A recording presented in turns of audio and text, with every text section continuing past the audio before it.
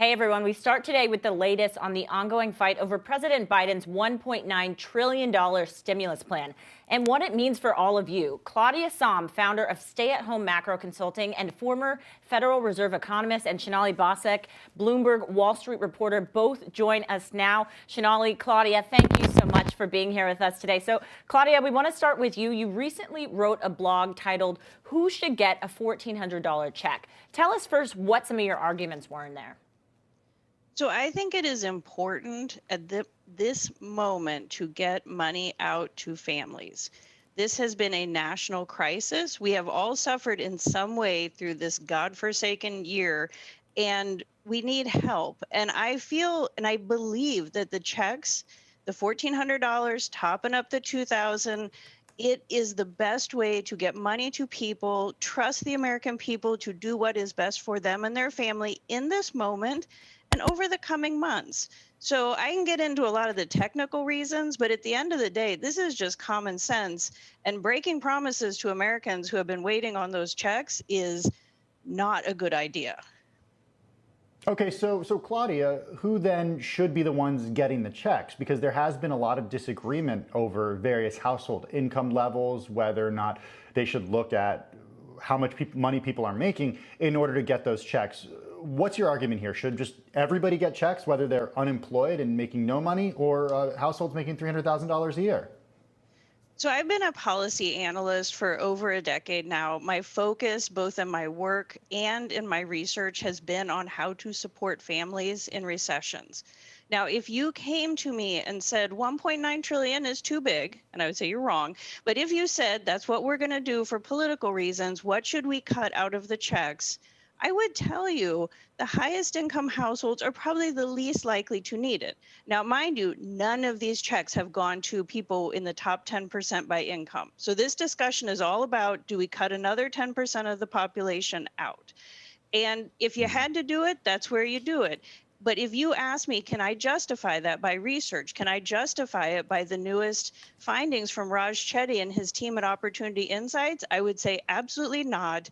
That would be disingenuous and it would be wrong. So, I'm a pragmatic person. If you got to cut it, that's where you cut it. You shouldn't be cutting it. And don't you act like there is evidence to back you up on this, because there isn't.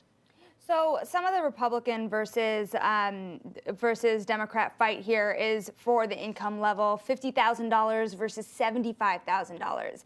And you look at the numbers from Raj Chetty's team and you see the people making under 30,000, under 60,000 are the ones that are most hard hit in terms of unemployment.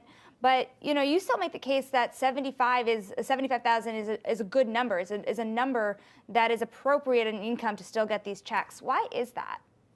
Yeah, so I know that $25,000 does not sound like a lot of money to many of us, and it certainly isn't a lot of money for the people who are going to make the decision on this. But that change would cut out 40 million people from getting the full $1,400. That is a lot of people, and I would be certain that within that 40 million, there are at least tens of millions who really need this check. We do not know who is in the most need. Our world has been turned upside down. We never can fully identify them. And one thing I would say is these checks, because they've been in general discussion, like how big should they be? Should we even do this now? We have to face the reality that our unemployment insurance system is broken. There are people who have lost income, have lost jobs, that have not gotten money, and they get the checks.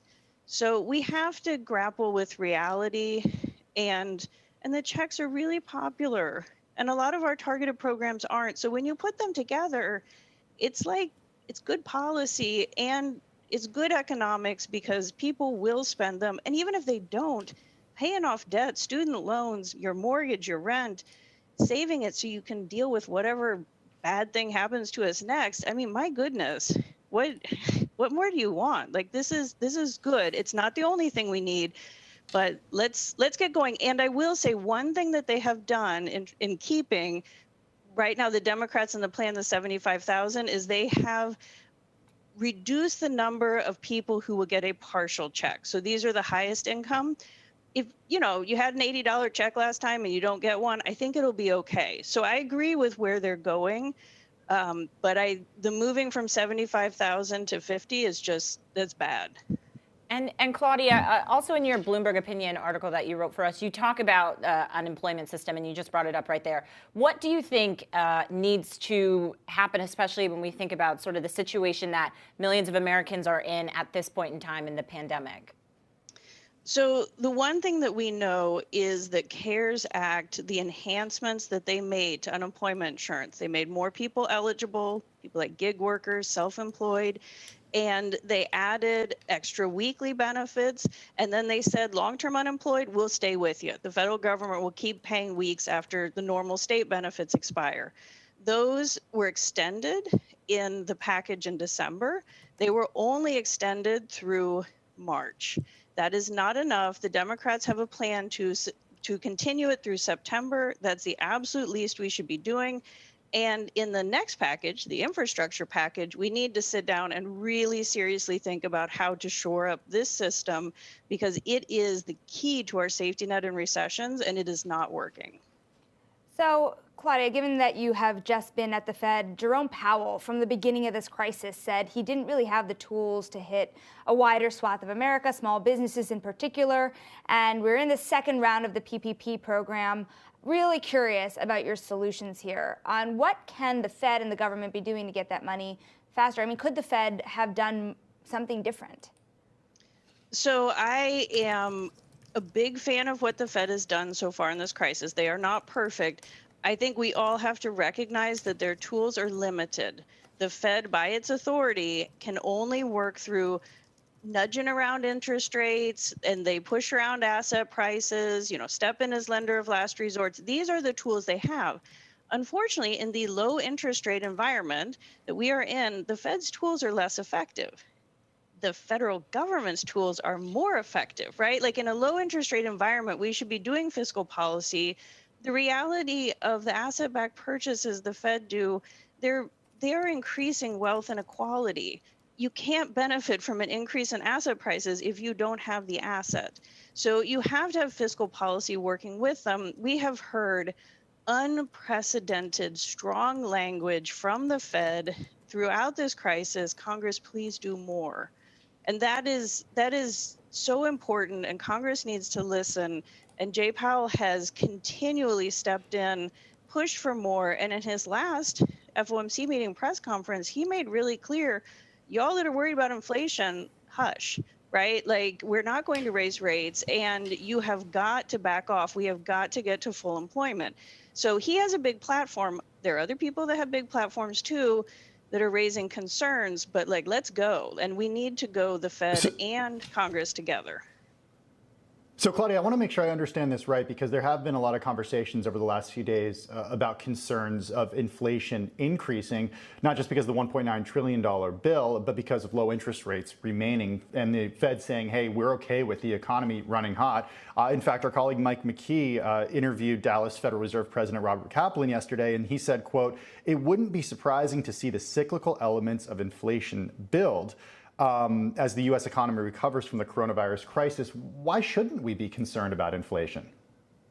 So I agree that we should always look out into the future and think about the risks. This is what we did with every Federal Reserve forecast before FOMC meetings. But we thought about the upside and the downside risk, and then we had to assess the balance of risk.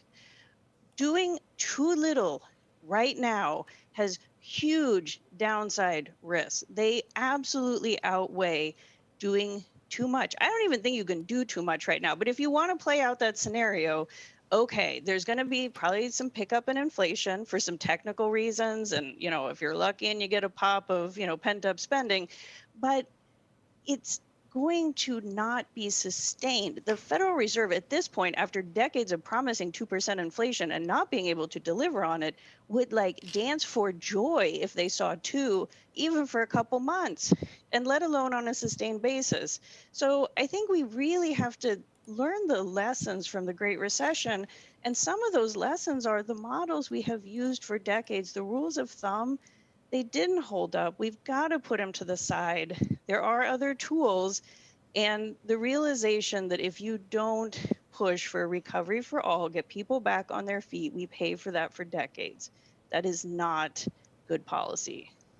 All right. Unfortunately, we have to leave it there, but this was a really fascinating discussion with you two. Claudia Sahm and Shanali Bossack, thanks so much for your time this morning.